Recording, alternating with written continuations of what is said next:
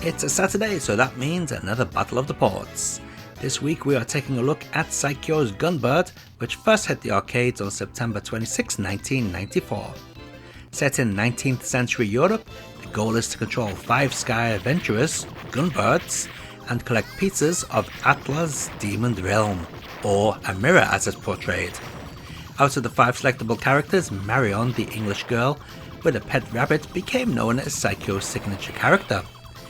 A character similar to Marion also appears as a hidden character in the company's strip mahjong game Tyson Hot Gimmick from 1997. Gunbird uses 8-way movement and 2 buttons, shoot and bomb, to control the player's ship, and pressing and holding the shot button and releasing it fires a charge shot. It's been pointed out that this game was influenced by successor's arcade game Cotton from 1991.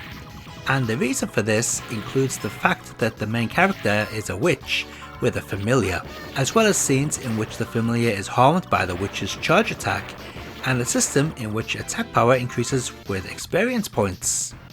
However, I'm sure there are other games that also did this. Unlike most shooters, in Gunbird your power-ups can degrade over time, meaning that if you don't get hit, your firepower will still become weaker. I've never been a fan of games that do this. Still, at least in Gunbird, it isn't too intrusive.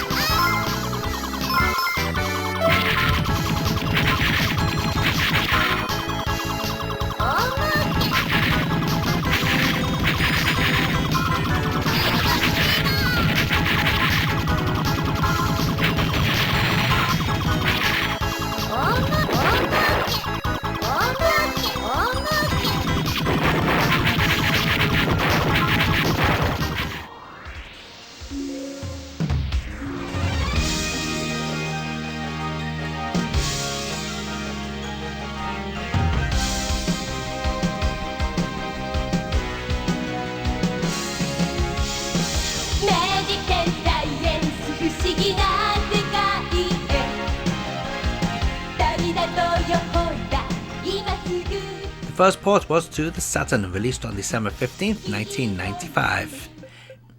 This Saturn port has many extras, such as an illustration gallery that also contains over 200 contest entries from a Gunbird Illustrations contest held in conjunction with Saturn and PlayStation game magazines.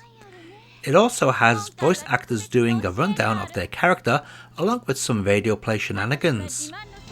As for the main game, well, there's the Saturn mode that takes the arcade's touch screen and places it into a horizontal mode without scaling it down.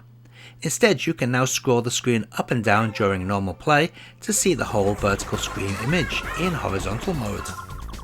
I'm not really a fan of that myself. The Saturn mode also adds voices to all the story sections. The other mode is the arcade mode, which is played in a vertical orientation and requires you to rotate your TV. However, there is an option to rotate the pad controls, giving you what is essentially a horizontal scrolling shooter if you don't rotate your TV. In this footage, any sections seen with Marion, that's the blue character, were recorded from the Saturn's arcade mode, while all other footage is from the Saturn original mode.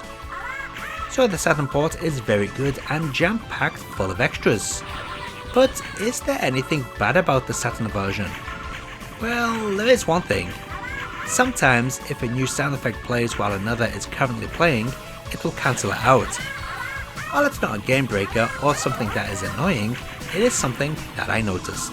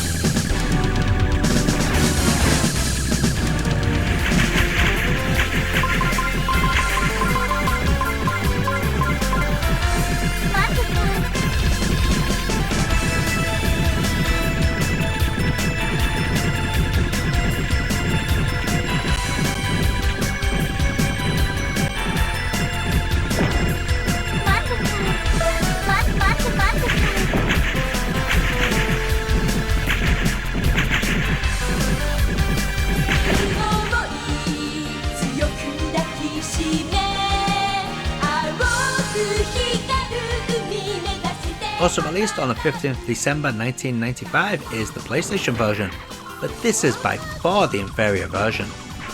The arcade Tate mode is completely missing. The character profile seems to be missing too, but we do get all the artwork from the illustration contest.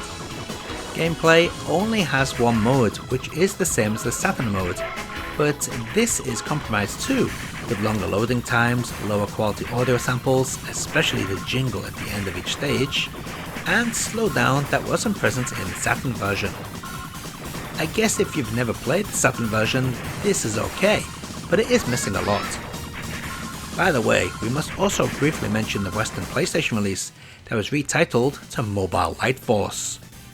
It's like some cheap ass Russian sprite hack. No effort at all has been put into it. The opening and the demo are very janky. I swear I haven't edited this is exactly how it is. Basically, they've taken out the Gunbird title, opening and endings, as well as all the cutscenes. It really is a poor effort. You don't even get any ending. I actually went through the trouble of finishing this, and this is what you get.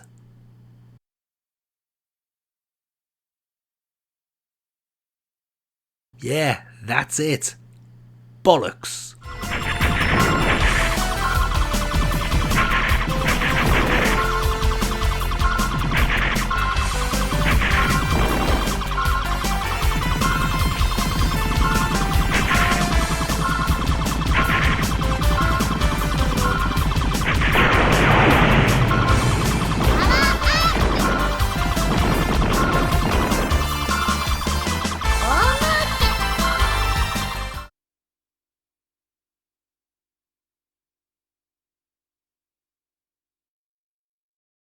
There was also a PlayStation 2 port that comes with Gunbird 2.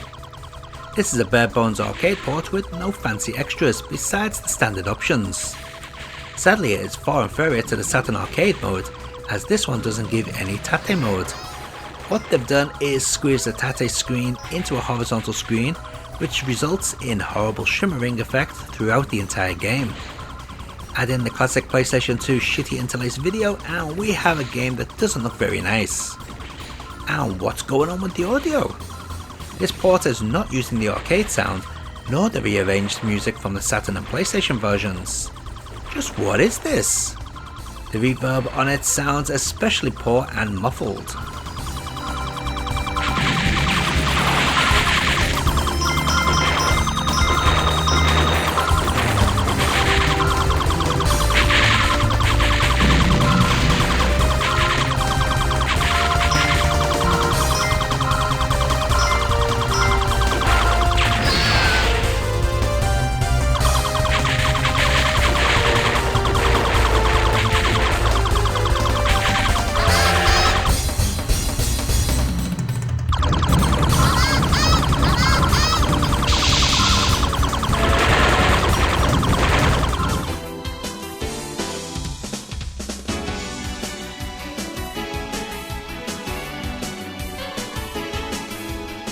Finally, there's all the modern versions of Gunbird, which are nothing more than arcade emulation, with the vocal tracks from the Saturn game injected into them.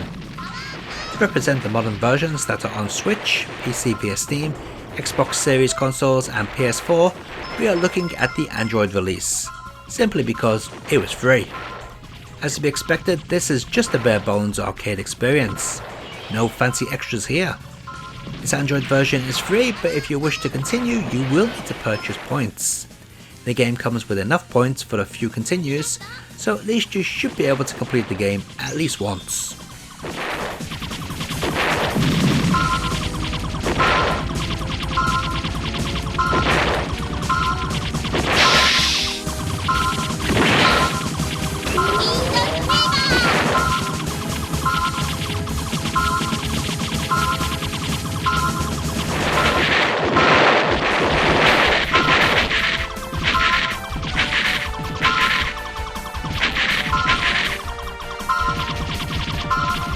And let's take a look at all those versions of Gunbird running side by side.